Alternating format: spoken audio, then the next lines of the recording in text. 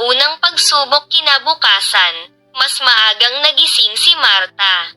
Hindi dahil sa tilaok ng manok, kundi dahil sa bigat na nararamdaman niya sa dibdib. Paulit-ulit sa isip niya ang sinabi ni Ma'am Reyes tungkol sa scholarship.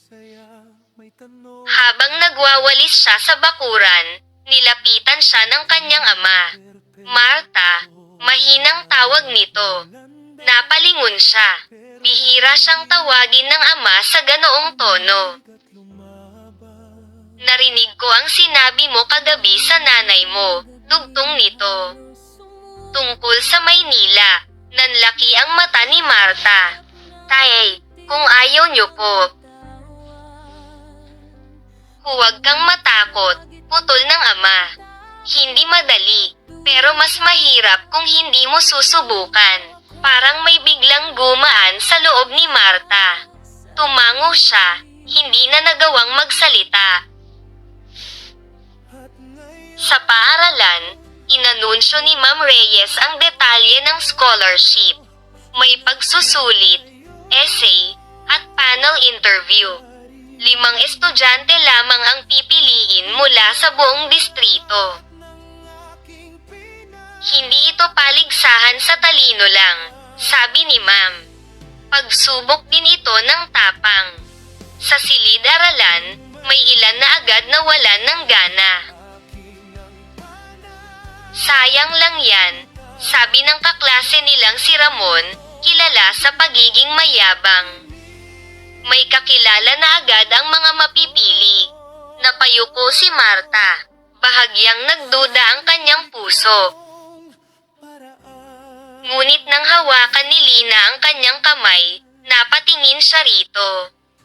Subukan mo, Marta, bulong ni Lina. Ikaw pa ba? Sa mga sumunod na araw, halos hindi na nagpahinga si Marta. Pagkatapos ng klase, tumutulong siya sa gawaing bahay, saka nag-aaral hanggang gabi. Ilang beses siyang inantok, ilang beses siyang muntik sumuko. Isang gabi, habang nagsusulat siya ng essay tungkol sa kanyang pangarap, napahinto siya. Ano nga ba ang pangarap ko? Tanong niya sa sarili. Hindi kayamanan, hindi kasikatan. Ang nais niya ay pagkakataon para sa sarili at para sa pamilya niya. Sa araw ng pagsusulit, nanginginig ang kanyang mga kamay. Tahimik ang silid. Bawat tiktak ng orasan ay parang palakas ng palakas. Paglabas niya ng silid, napaupo siya sa bangko. Pagod, takot, umaasa. Lumipas ang ilang araw na puno ng paghihintay. Hanggang sa isang umaga, tinawag siya ni Ma'am Reyes sa faculty room. Marta, sabi nito, may ngiti sa labi, nakapasa ka sa unang bahagi. Parang huminto ang mundo.